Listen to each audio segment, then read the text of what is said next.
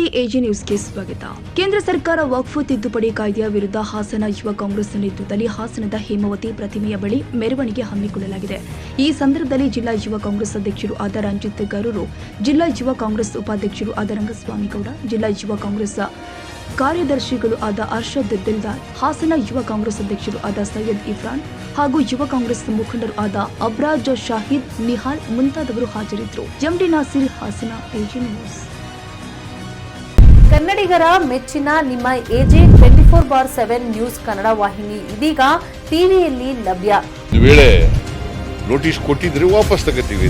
ಇವತ್ತು ವಕ್ಫ್ ಪ್ರಾಪರ್ಟಿ ಅಂತೇಳಿ ಬರ್ತದೆ ಅಂತ ಹೇಳಿದ್ರೆ ರೈತರು ಬೀದಿಗೆ ಬಂದ್ರೆ ಏನ್ ಮಾಡ್ಬೇಕಾಗುತ್ತೆ? ಯಾರು ವೋಟ್ ಹಾಕಿಲ್ಲ ಅಂದ್ರೆ ಗ್ಯಾರಂಟಿನೆಲ್ಲ ಸ್ಟಾಪ್ ಮಾಡ್ಬಿಡ್ತೀವಿ.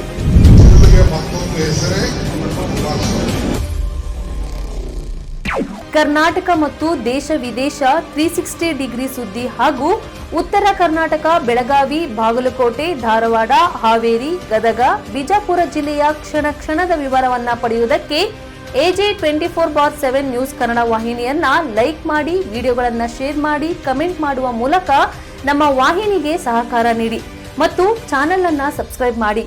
ಧನ್ಯವಾದಗಳು.